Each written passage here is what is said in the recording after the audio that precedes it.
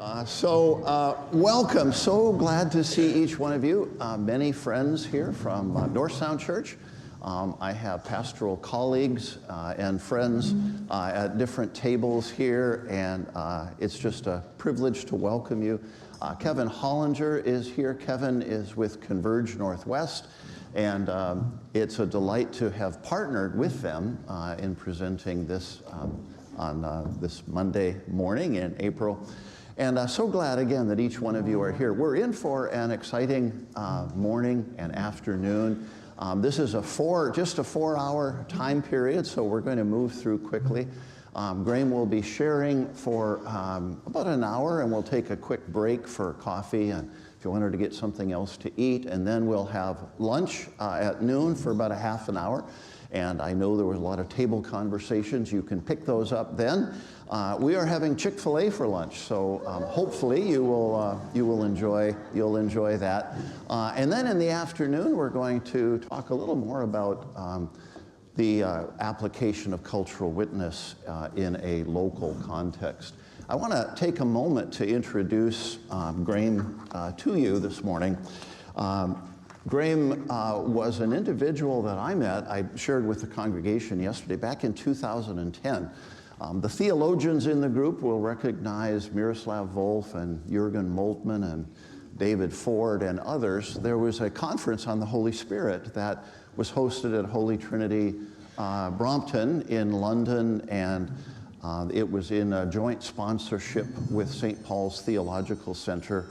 And I began to get to know Graham at that time, and then followed his career, I guess would be the right way of referring to it. He had been a professor at Oxford University, and then he was invited by Nicky Gumbel, who was a colleague of his at Wycliffe College, a college associated with the University of Oxford for ministerial training. They were colleagues, and one of the things that they missed at Holy Trinity Brompton, from which we get the Alpha course, was an opportunity for theological education. And so Nicky tapped Graham to come and establish what became St. Mellitus College, which is now the largest training school in the United Kingdom. And it has a very innovative model. I wish we had more time. There's so many things you could share about, but an innovative model of taking theological education to different areas of the United Kingdom, working through local churches with quality professors, but allowing people who are still working for a living to be able to access theological education. A really great model. The Bishop of London tapped on Graham's shoulder and said, we have a vacancy coming up in the role of the Bishop of Kensington, and I think you would be great in that role. And so Graham agreed. I think you have to agree when the bishop says he would like you to do something, Graham. And so he became the Bishop of Kensington. And then after a number of years in that role, including being involved in the aftermath of the Grenfell fire, which happened in his area of ministry in London, Graham noticed that the Church of England was presenting some papers on the future of the church and was doing a lot of work on that. And Graham realized that there wasn't a lot for evangelism. So he ended up presenting a paper himself, and as is often the case, he had presented it to the senior leadership, the Archbishop of Canterbury and the Archbishop of York, two of the key leaders. And they said, you know, you wrote the paper, why don't you do it? And so he established then about 2 years ago the Center for Cultural Witness in London. They meet in Lambeth Palace, which is the residence of the Archbishop of Canterbury. And they have produced some amazing things, and on your table is information about the work of the Center for Cultural Witness. And so you can begin to learn more about that. Graham has continued to be an educator, and he has produced, I was corrected yesterday, 18 books, and among them are these here that we have this morning: The Provocative Church and the Why Being Yourself is a Bad Idea, and Navigating a World of Grace, The Promise of Generous Orthodoxy. These are just a few of the 18, but the one I'm excited about getting to is this one, which is a biography of Blaise Pascal, the man who made the modern world. And this is Graham's latest. Just the last couple of weeks, Graham, you've had book launches in the UK, in Oxford, and in London. I had hoped Graham could bring books over so we could make them available today, but it just wasn't going to work logistically.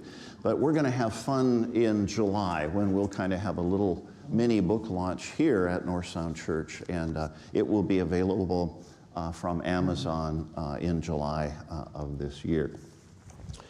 Graham, I think I don't want to take too much more of your time. Would you join me in welcoming Bishop Graham Tomlin to our event?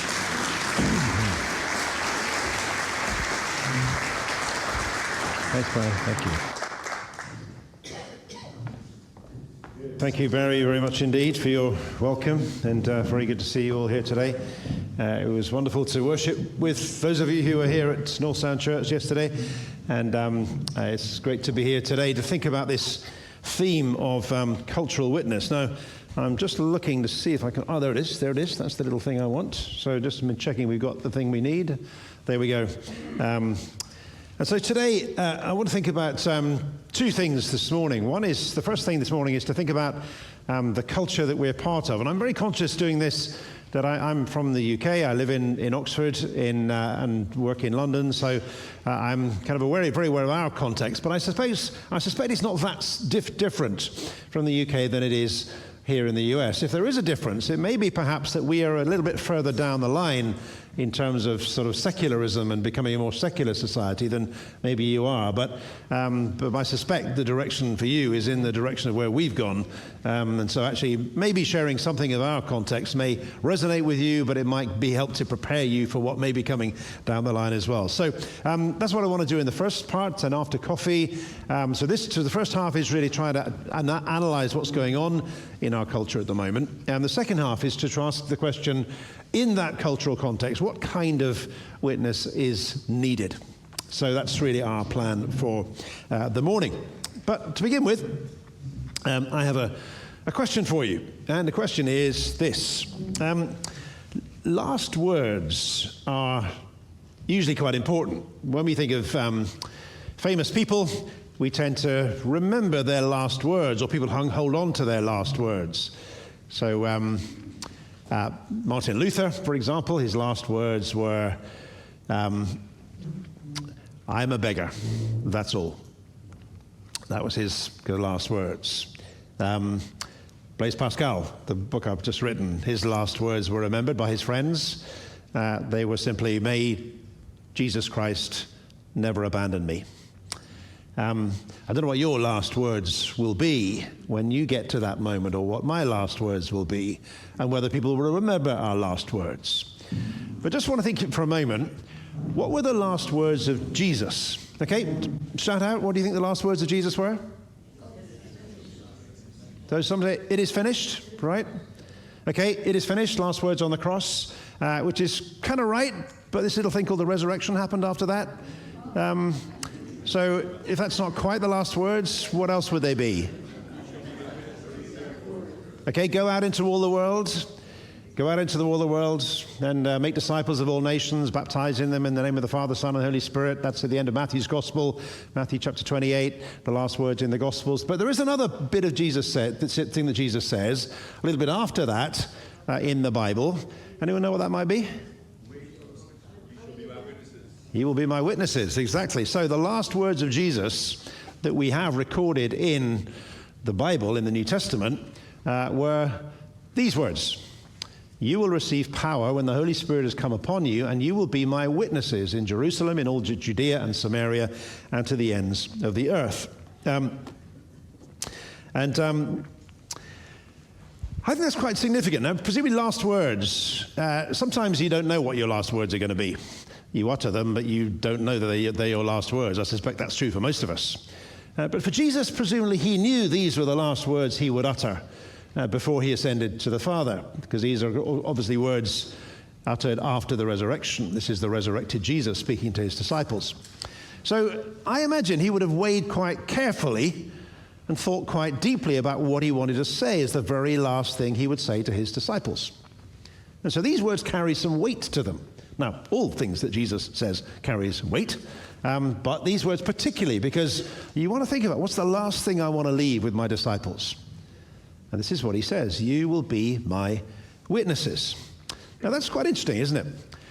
That's the thing he said to his disciples. That's the thing he left with his church, the command that he gave to them as the last thing he would say. He said, whatever else you do, the first thing I want you to remember, the last thing I want to say to you is, you will be my witnesses. In other words, let's think about what he doesn't say. He doesn't say, you will be my lawyers, arguing my case in the courts. You will be my apologists or philosophers, giving all kinds of philosophical arguments as to why God exists and that the resurrection happened and so on. He doesn't say, you will be my literary agents to make sure that these gospels spread around the world and are published in all kinds of different languages. He could have said any of those things. But no, he says, you will be my witnesses. And I guess I want to start today by saying that I think on the basis of this, and you could have all kinds of other reasons for it as well if we wanted to go into them, but the primary posture of the church towards the world is that of witness. That's what we are. When we think about our role within the world, our primary posture is to be witnesses. Our task is to bear witness. So if you like, we have, in the Bible, we're given a number of examples of what it's like to be a Christian, to live as a Christian. One of those great examples is, of course, Mary, the mother of Jesus. And Mary, the mother of Jesus, is an example for us of what it means to relate to God. When God comes to Mary and says, you will be the bearer of my son Jesus, Mary's response is not, well, let me think about it. It's, yes. And that's kind of what we do. Every time God approaches us, when he asks us to do something, we say yes. So in terms of our relationship to God, maybe our main example is what Mary does. She simply says yes. But in relation to the world, maybe our primary example is that of John the Baptist. Because John the Baptist's posture towards the world was to point away from himself towards Jesus and to say, behold, the Lamb of God who takes away the sin of the world. And so when we think about our relationship to the world in which we live, what is our primary posture, our primary task? It is that to bear witness. Now, what happens as a result of that witness is entirely in the hands of God. Because again, when we think about witness, it seems to me our task is not actually to rebuild Christendom. It's not to create a Christian society. It's not to create a Christian nation. It's not even to build big churches. It is to bear witness. Now, what happens as a result of that witness is entirely in the hands of God. It may be as a result of the witness that we bear to Jesus, and if we bear courageous and bold and imaginative and attractive witness, it may be the result is bigger churches. People flock to church because they're so captivated by the witness that we bear. It may be as a church we do get more cultural influence. We get a bit of a say in the way that the culture is shaped and laws and government happens in our nations. It may be that's the result of it. It may, on the other hand, mean that we get marginalized and even persecuted for our faith. And in different parts of Christian history, in different parts of the world, those two results happen. Sometimes the result of witness is the growth of the church, greater cultural influence. That's what happened back in the 4th century when the Emperor Constantine became a Christian and ushered the church into the kind of the shaping of culture. And really the whole story of Christendom is the story of that very thing. But in other parts of the world, the result of Christian witness is nothing more than persecution. That may happen. We don't know, but that question is entirely in the hands of God. We don't set out to build a Christian nation. We don't set out to get persecuted. We set out to bear witness. So that's where I want to start today, with that sense that we are here to bear witness. And I guess, as Barry was saying earlier on, in my time as as Bishop of Kensington in London, kind of one of the great world cities where there are 350 languages spoken, where people come from all over the world, I became more and more aware that we needed to do this witness a little bit better. I was conscious of many of our churches doing their best in terms of evangelism, running alpha courses, sharing the gospel, trying to kind of show the love of Christ in the different environments in which they were placed. But often it felt like stony ground. It felt like, in that parable of the sower, casting the seed on ground that was quite thin, or where there were rocks everywhere and it didn't really go deep. There are parts of the world where you share the gospel and the fruit's pretty quick. But that's not true here, or certainly not true in the UK. It may be not true here either. And so therefore we needed to do a little bit more than that. More than just sowing the seed, we need to prepare the ground a little bit better. And we need to do what I came to call cultural witness, which is the idea that our primary task is witness. That's what I've been talking about already. But we always do that witness in the context of a particular culture. And so the way we give that witness has to pay careful attention to the culture in which we live. And so that's really what I want to try and do in the first part of today, to think about the context in which we work. Just running around for a moment.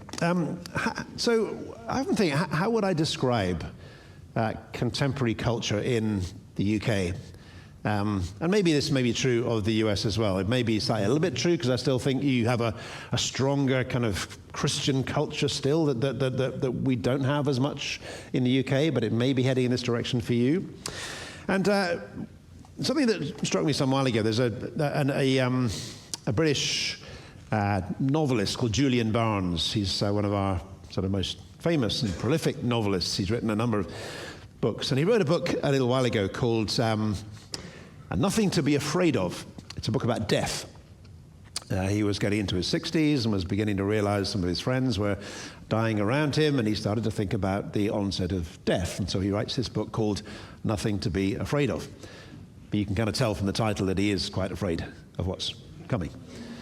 And he starts this book with this phrase. He says, I don't believe in God, but I miss him.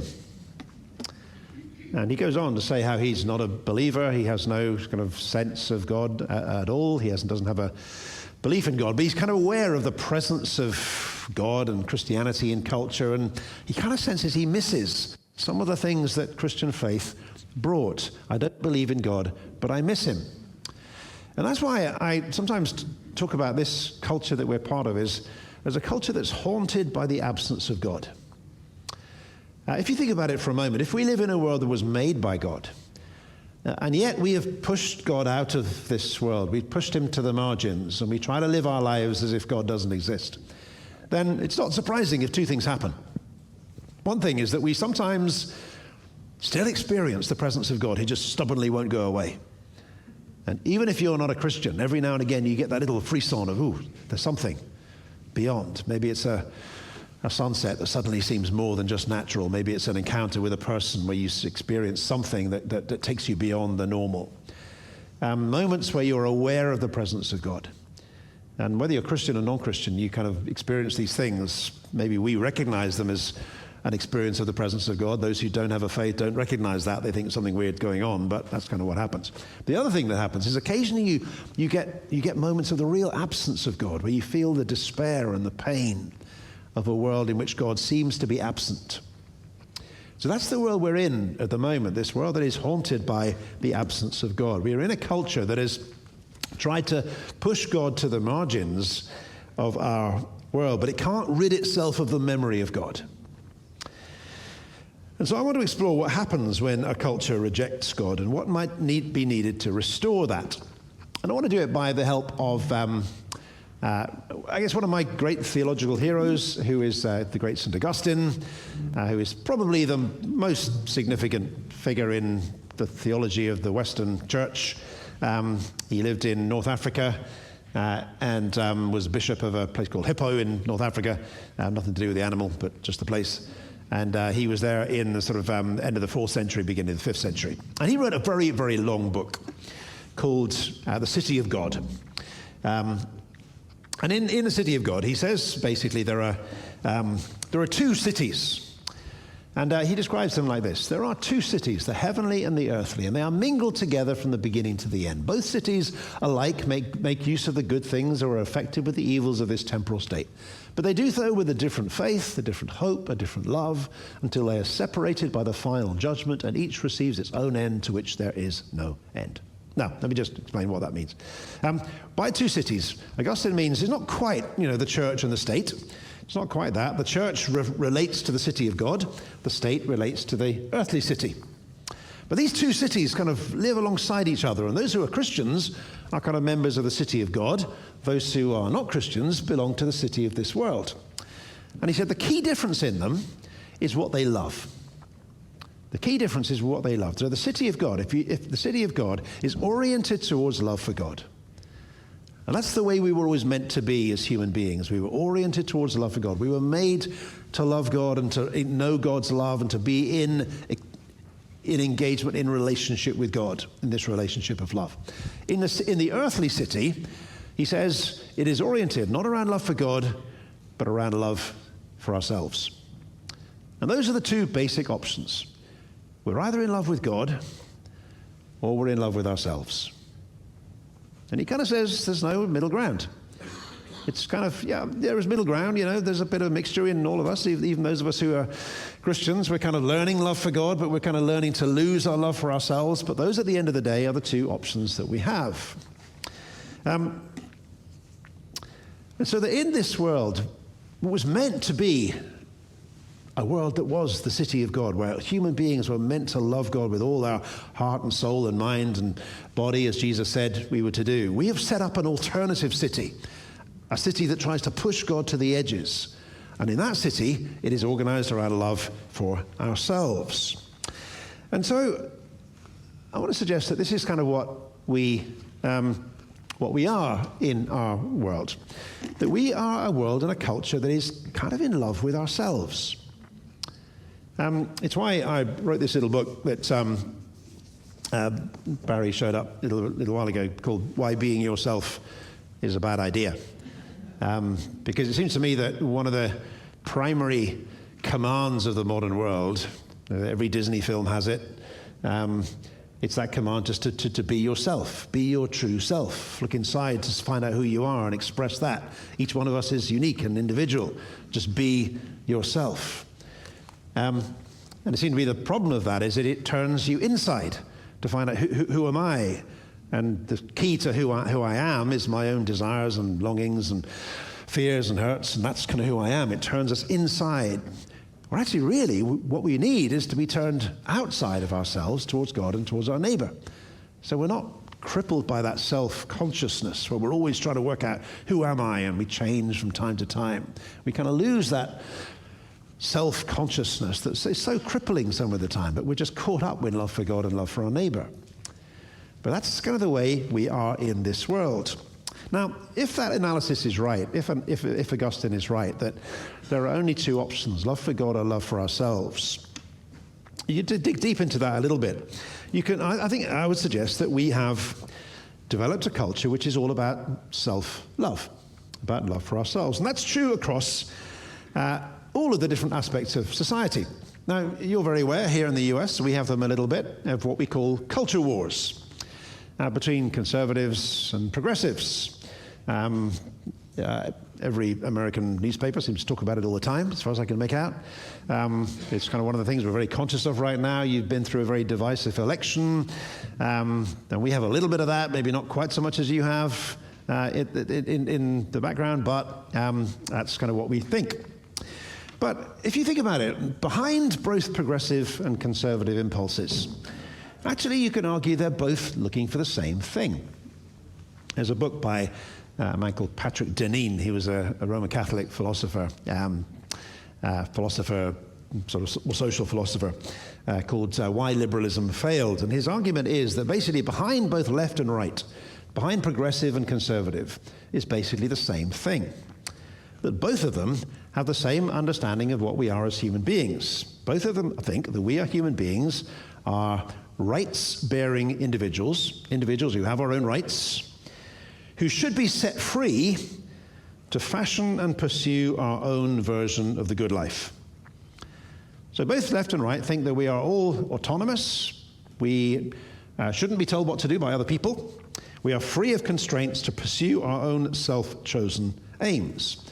The difference between left and right, the difference between conservative and progressive, is the means by which we achieve those things. So if you're on the right, the conservative edge, you think the market will deliver prosperity and freedom. That if you have small government, you kind of allow people to do what they want, the market will deliver freedom of individual choice. If you're on the left, on the progressive side, you think the state will deliver it. And so you have a big state with all kind of laws and so on from government to deliver prosperity and freedom, because on the left you always think the market will always lead to inequality. But underneath they're both driving at the same thing. The end of both of them is to say that we should be individuals free to be ourselves, to choose, to buy stuff, to recreate ourselves. We are autonomous individuals who should be free to pursue our own vision of what the good life is. Just on the left, they think the state will deliver it. On the right, they think the market will deliver it.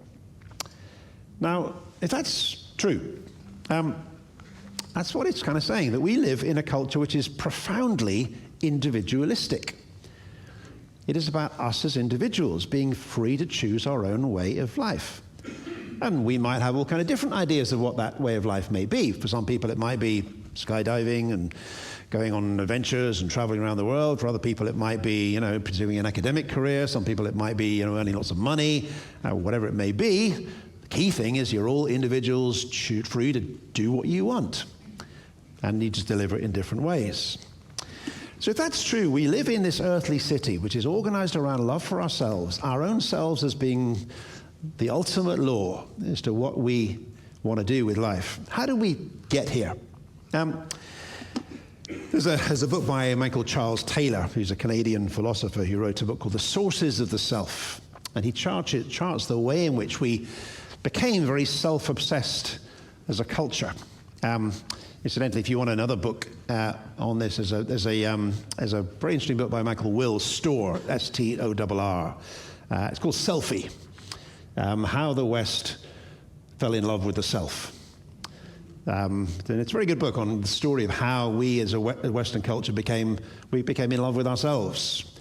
And we just pursue self-interest more than anything else. But anyway, Charles Taylor's book, The Sources of the Self, tells the story. And he said how, in the past, go back into the ancient world, the world into which Jesus was born, the world of the Old Testament, the world of the Greeks, the work of the Romans, and so on. People tended to think that when you were born into the world, you fitted into a kind of cosmic order that was there before you even got there. And there were very different versions of that cosmic order. So some religions, like Christianity or Judaism or Islam, would say that cosmic order is delivered by God. There was a God who made this world, and we fit into a world which was made by God. That's the kind of way we fit, and we have to kind of find our place within this world that is made by God. Now, there are other religions like Confucianism or Buddhism or Taoism that don't so much have the idea of God as the kind of external order, but the moral law. Now, there's a kind of moral law that is built into the world, and that's what we fit into. So if you look at someone like Plato, the Greek philosopher Plato, he thinks the goal of human life is self-mastery. Through the use of our reason, we learn to control our own thoughts and our own feelings in order that we might fit into the order which is there within the world before we got there. So Plato thinks that in order to find moral power, to find order, to find a sense of goodness, to find moral direction, where do you go to find those things? You go outside. You go outside yourself. And Plato has this idea that we have these things called the forms, the ideals. So his idea is that whenever you see a tree is an actual instance of a kind of ideal concept of treeness, which kind of exists on some metaphysical plane beyond us. Every single human being is a kind of instance of a thing called human nature, which is a kind of ideal which exists sort of somewhere on a metaphysical plane. So there is these ideals. So if in order to live well, says Plato, you have to look outside yourself to the ideal forms. To live well as a Buddhist or a Confucianist, you look outside yourself to the moral law. To live well as a Muslim or a Christian or a Jew, you look outside yourself to God and the will of God. That's what defines human life, and we fit into a system that already existed before we got here. And Taylor tells the story of how, so for example, for Plato, philosophers look not just for beautiful things, but they look for beauty itself, this kind of ideal of beauty that exists beyond us. But he says in the modern world, and the change happened maybe, I don't know, 200, 300, 400 years ago, something around that, we kind of shifted. We shifted from looking for order and identity and goodness. We shifted from looking to an idea of who we are to look outside ourselves, to God or the moral law, to looking inside ourselves, to find who we are by looking inside, and to ask, well, what are my deepest desires? What are my deepest hopes? What are my deepest longings? That's what tells me who I am. It's not God who tells me who I am, or the moral law that tells me who I am. That's not where I find moral strength to persist and persevere through life. I find it by turning inside to ourselves. Blaise Pascal, as you probably know from the book, I've been reading quite a lot of him recently, puts his finger on it like this. He says, the Stoics say, withdraw into yourself. That is where you will find peace. And that is not true. Others say, go outside, look for happiness in some diversion, some entertainment. And that is not true. Happiness is neither outside or inside us. It is in God, both inside and outside us. Now, you can see the culmination of this in something that's universal in our world, technology and social media. I kind of started the first slide was this picture on the right there, which you probably, sorry, on the left there, is a picture you may well recognize. It's the great Greek myth of Narcissus. And Narcissus is this young, kind of beautiful, attractive young man who can't find anything else that is more beautiful than himself. And he tries to find something he can love and give himself to, but he can't find anything that's worthy of that love until he sees a reflection of his own face in a pool. And he falls in love with his own reflection. And he is so enamored with this, and he gets nearer and nearer, and in various versions of the story, he kind of falls into the pool and drowns. He drowns out of self-love. And there's a lot to suggest that on the right-hand side of the picture, there's that sort of little thing of all the things that we spend our time looking at. YouTube videos and Facebook and TikTok and Instagram and everything else that we spend, or maybe particularly our kind of young people spend their time thinking about a great deal. And when we think about that, what happens with it? So take something like TikTok. I don't know if you've ever looked at TikTok. Anyone looked at TikTok here? No? You look at Facebook? People got Facebook? Okay. Do you ever watch those little videos on Facebook? You go through? Okay, right.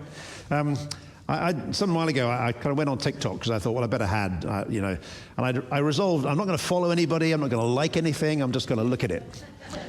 And what TikTok does is it delivers you these little videos, and you think, they last about 10 seconds or 30 seconds or maybe a bit longer, and you think, you go through them and so on.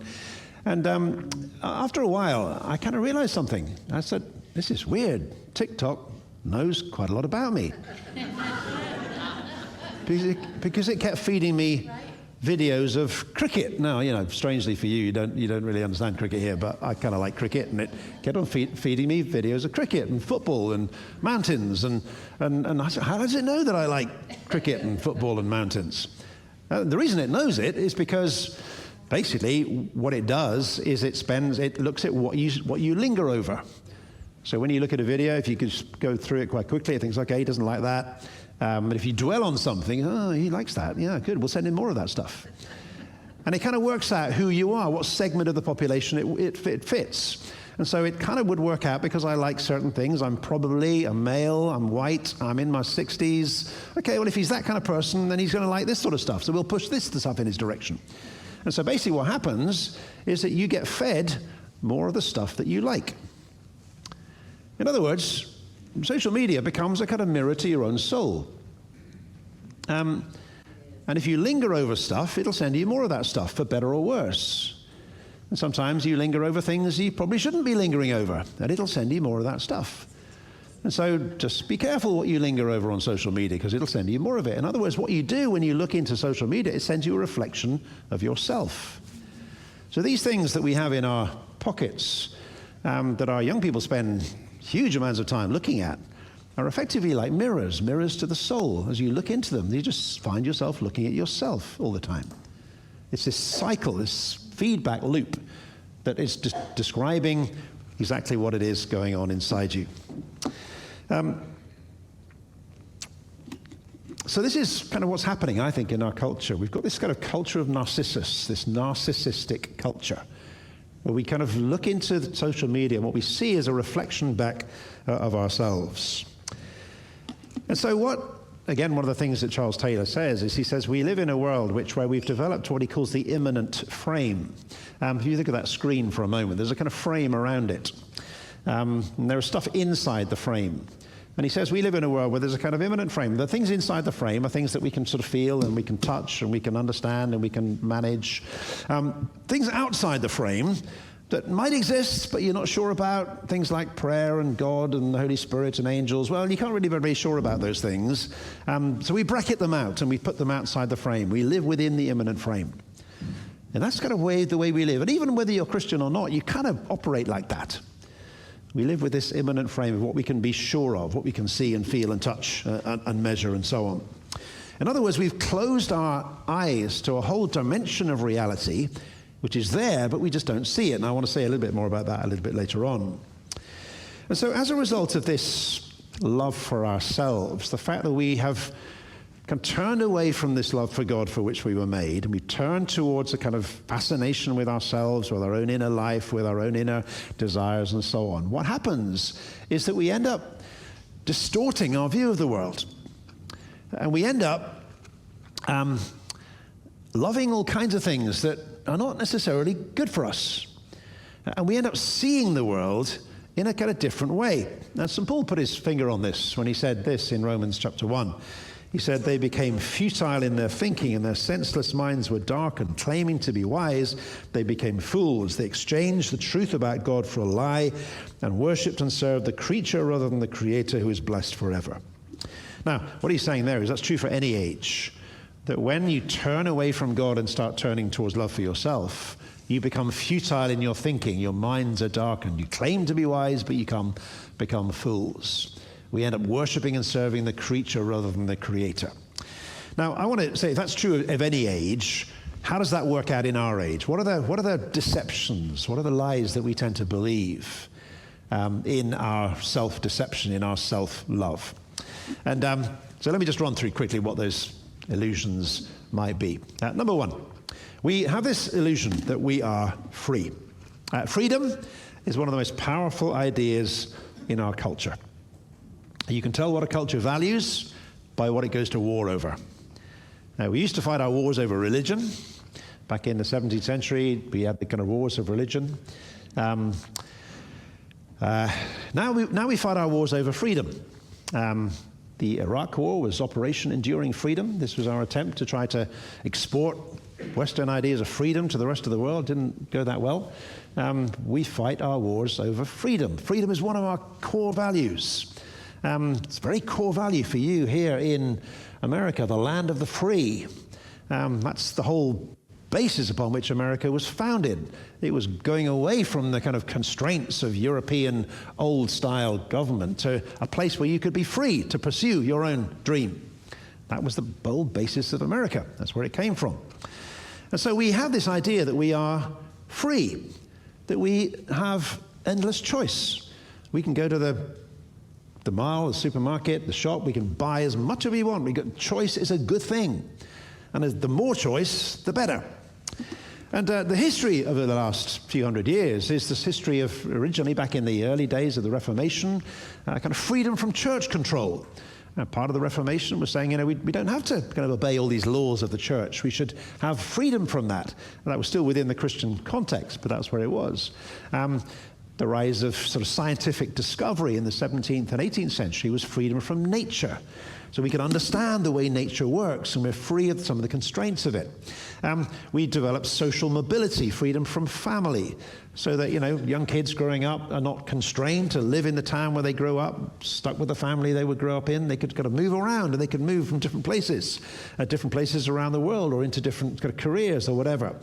We think about freedom from work, technology, these computers and things like this that we give, supposedly giving us freedom from the hard work we have. I still remember the day when someone told me about this new thing that was coming into the world called email, and we were told it's going to be amazing, because with email, all this stuff about having to write a letter where you take a bit of paper and you write it out and fold it, put it in an envelope, put a stamp on it, put it in the box, and wait for a few days until it lands, and then the person writes a letter and sends it back, and maybe 2 weeks later you might get a letter back again. You don't have to worry about all that. We'll send emails instead. You just press the button, it'll go, and it'll come back again. What are we going to do with all the time we've got left over when we've got rid of letter writing? Hasn't quite worked out that way, has it, really? But that was the idea, freedom from work that technology gave us. Again, freedom from geography. We travel far more now than we ever did before. The idea that I could travel from Oxford to Seattle and back again in 5 days, it's just impossible in previous times. So all this is a narrative of freedom. So we believe this idea that we are free. We think we are autonomous individuals, free to choose our own self-determined path through life. We're free to be who we want to be, to go where we want to go, and so on. So that's the first thing that we think about ourselves in our culture, that we are free. Second thing we tend to think about ourselves is that we are good. We tend to say to ourselves that we are fundamentally good. I had a conversation. I was staying with some friends in San Francisco last week who don't have a faith. I've known them for many years. They're very good friends of mine. And we had a deep conversation about faith. And they were kind of saying, look, basically, we're good people. We don't kill anybody. We don't harm anybody.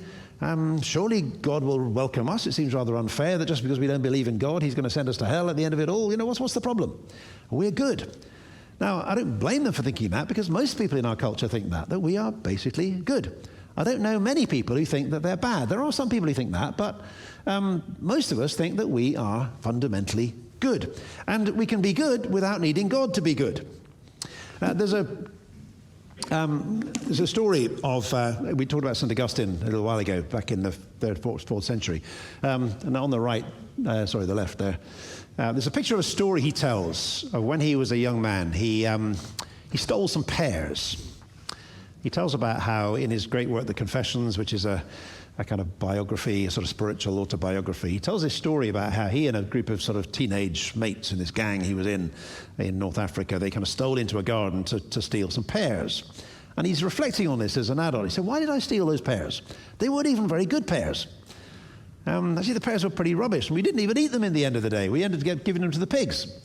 Why did we do it? And he said, well, we did it because we just wanted to transgress. We wanted to do something wrong. We wanted to kind of stretch the boundaries. We wanted to sin. And his reflection on it is a reflection of what is going on inside him, that he has these desires that simply want to go against the will of God, and that just simply want to just do something bad for the sake of doing it. And it's a kind of deep reflection upon his own inner nature.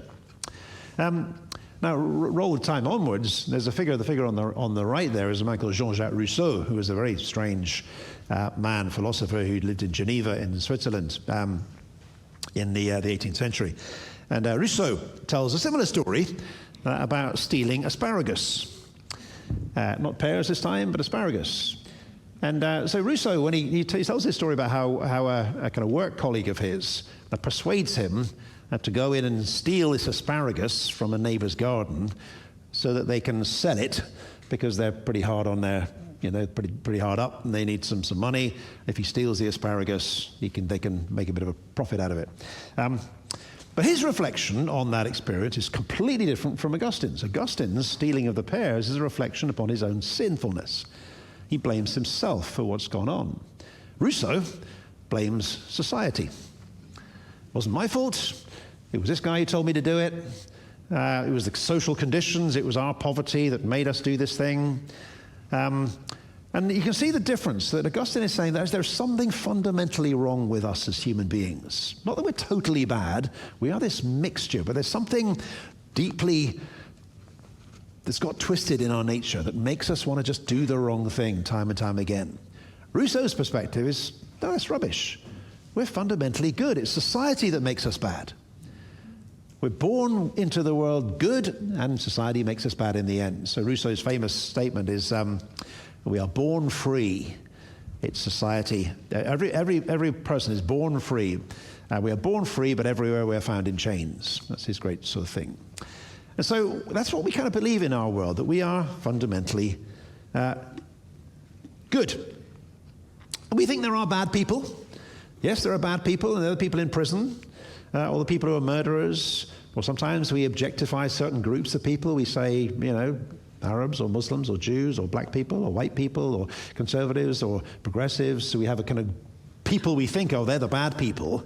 But most of us think we are the good people. So there's a second thing we tell ourselves. The first is that we are free. The second thing is that we are good. The third thing we say is that we are unique. And that is the idea that we are of value because we are unique. Each one of us has unique talents and skills and abilities and a personality. And we tell our kids this all the time. We say, oh, you're amazing. You're special.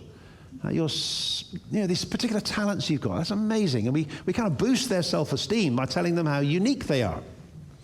And this is a very modern thing. It actually comes from the Romantic period in the 18th, 19th centuries, where this idea came about that we all have our own unique way of being human. So this is the kind of way we are. I am unique, I am special, I am me. That what makes us of value is our unique qualities, our gifts, our skills, our experience, our personality. That's what makes us of value. We all want to stress our own uniqueness, that I'm not like you, I'm different. And that's what makes me special. And so we choose to express that in all kinds of different ways. We'll go on beyond the next thing that we have. Number 4, the thing that we tend to believe is that our true self lies within.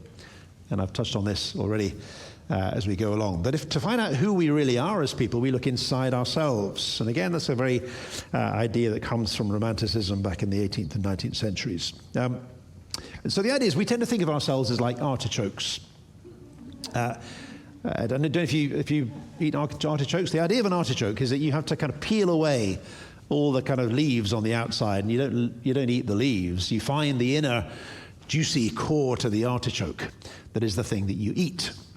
So the idea is that we think if you can peel away all the roles that we play in life, all the kind of expectations that other people have of us, all the commitments we have to make to our workplace and our family and our communities, if you peel all those things away, you'll find your own inner pure self. And that is a good self. That's what you have to be. That's who you are. Just peel away all the stuff and you'll find your inner self. As Charles Taylor puts it, in the modern era, it is through our feelings that we get to the deepest moral and indeed cosmic truths. We look inside ourselves to find this inner identity of who we are.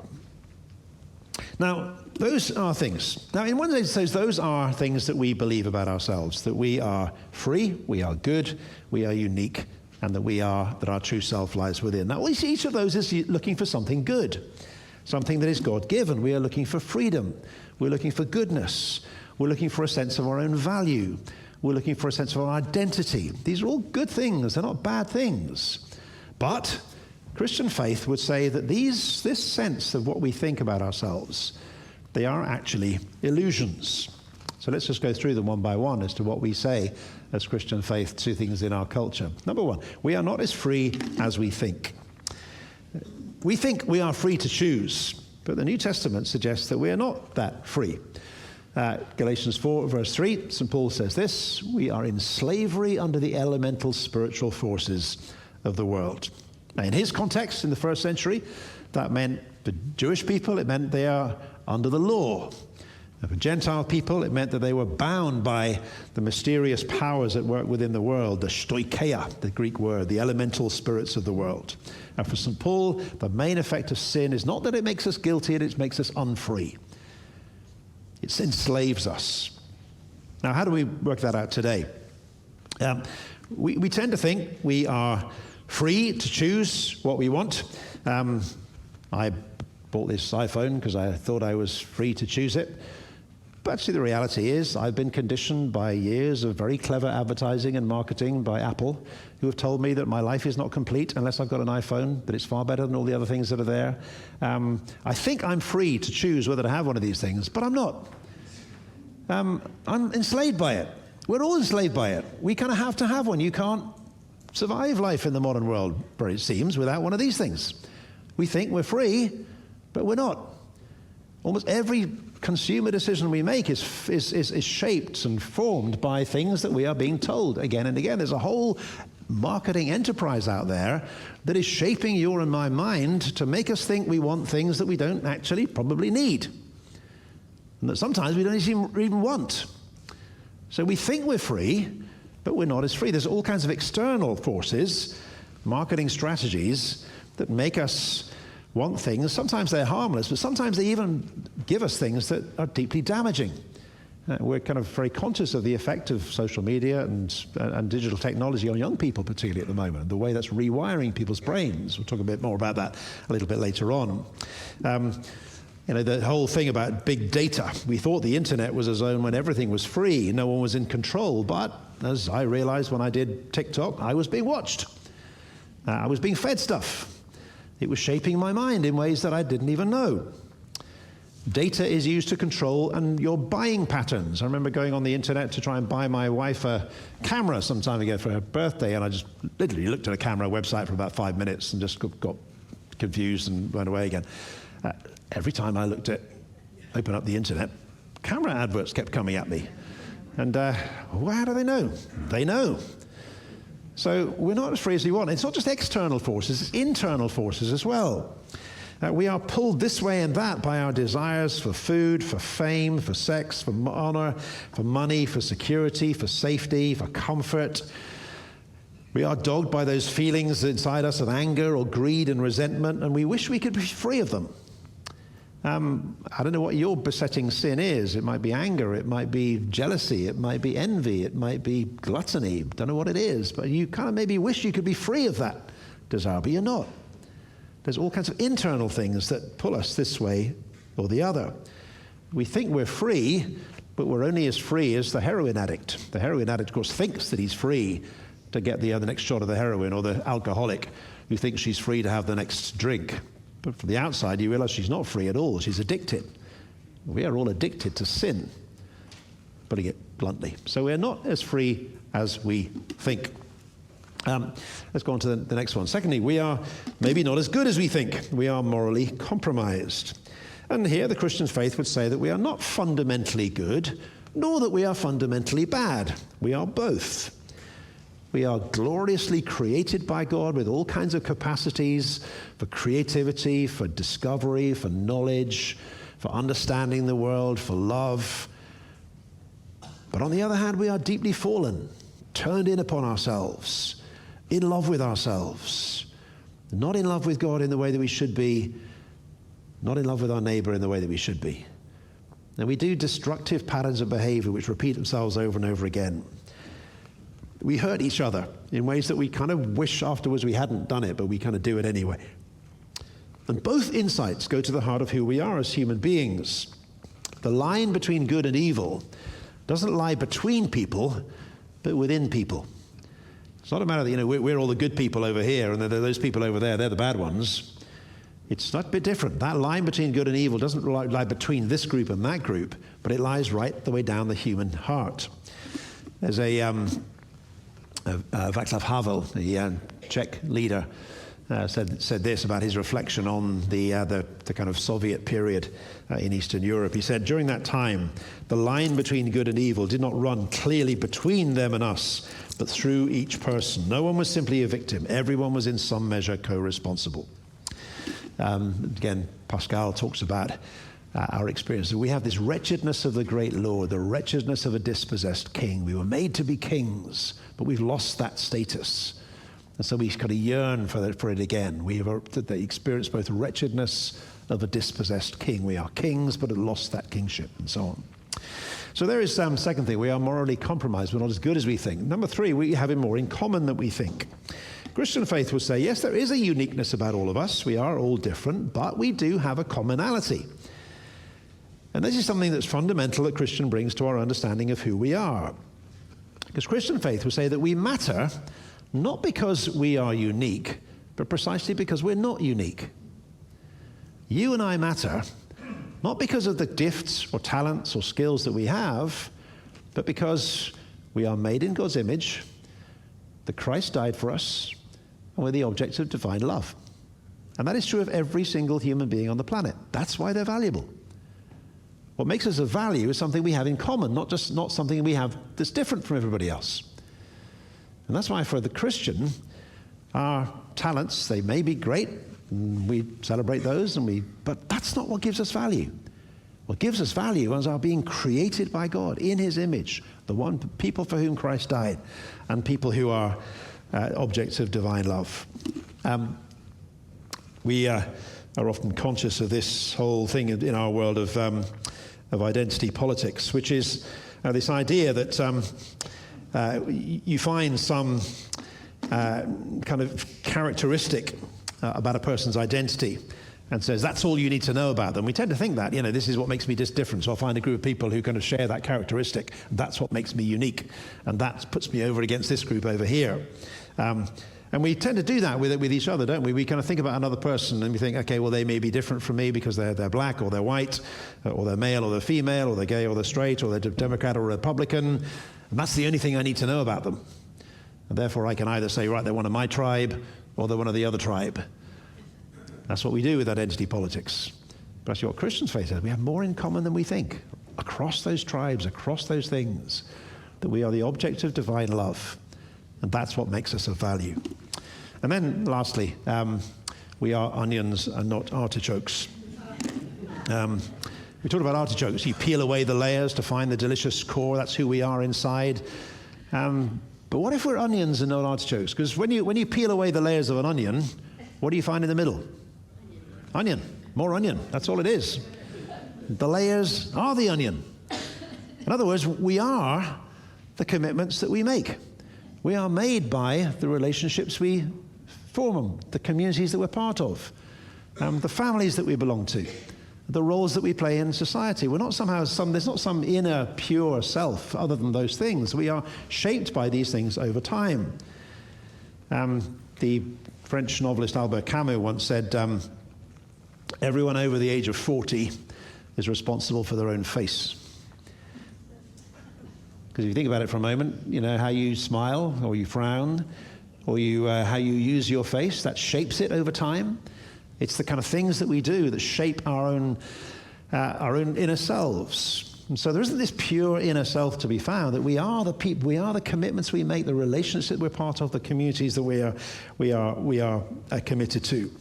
Like our bodies, like our faces, our souls get shaped over time by the very things that we commit ourselves to, the people we're in relationship with, which is why we need to choose quite carefully who we worship, who we are committed to, and who we are in relationship with, and so on. So let's just draw this to a close. What do the Christian narratives say about our world? We are not as free as we think. We need liberating. We are not as good or pure as we think. We need healing. We have more in common than we think. We need reconciling. And we are more than our desires. They need disciplining. Or in other words, to put it bluntly, we need saving. That's kind of what our culture doesn't get. Because we've fallen in love with ourselves, we believe all kinds of illusions, and we need saving from those illusions. We need liberating, we need healing, we need reconciling, and we need directing. So that, I think, is what it means to live in a God-haunted culture. So we're going to have a break now for about 10, 15 minutes. Is that right? So I'll hand over to Barry to tell us what to do, and then we're going to pick up again in a short while.